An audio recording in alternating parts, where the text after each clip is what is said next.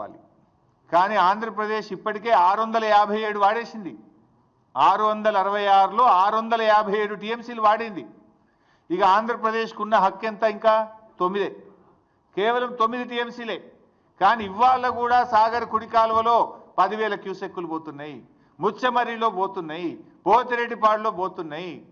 మరి నీకేం కావాలి? రేపు తెలంగాణకి ఎట్లా? తెలంగాణకి ఎంత రావాలి? ఆ రేషియో ప్రకారం 34 ప్రకారం చూసినా కూడా 343 టీఎంసీల నీళ్లు తెలంగాణకు రావాలి. కానీ ఈ రోజుకు తెలంగాణ వాడుకున్నది ఎంత అంటే 220 టీఎంసీలు మాత్రమే, 220. ఇంకెంత రావాలి తెలంగాణకు? 123 టీఎంసీలు రావాలి.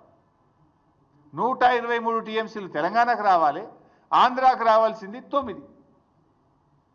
అంటే ఎంత నిర్లక్ష్యం మీది? మొత్తం కలిపితే కూడా ఎంత అవుతుంది? ఈ 123, 9 కలిపితే 132 టీఎంసీలు కావాలి. ఇంకా 132 కావాలి. ఉన్న నీళ్ళు ఎంత తెలుసా? ఇప్పుడు శ్రీశైలంలో సాగర్లో కలిపి ఉన్నాయి 100 టీఎంసీలు. ఇప్పుడు మరి యాడికెళ్ళి తెస్తావు? నీకు రావాల్సింది 123, ఆంధ్రప్రదేశ్కు రావాల్సింది 9, మొత్తం కలిసి రావాల్సింది 133. ఇప్పుడు ఉన్నది ఎంత అంటే 100. మరి ఇప్పుడు నష్టం ఎవరికి? ఈ 100లో వాడు ఇంకా తరలిస్తూనే ఉన్నాడు. బంద్ పెట్టాలి కదా. ఈ 100లో కూడా ఆంధ్రప్రదేశ్ తీసుకుపోతూనే ఉన్నది ఇంకా. మరి తెలంగాణ మన వాటా పోతుంటే, వాళ్ళు తరలించుకుపోతుంటే గుడ్లప్పగించి ఎందుకు చూస్తున్నారు? ఇంజనీర్లు ఏం చేస్తున్నారు? మీరు ఆంధ్రాకి వెళ్ళి ఆంధ్ర చీఫ్ సెక్రటరీ రిటైర్డ్ తెచ్చి అడ్వైజర్గా పెట్టుకున్నారు కదా.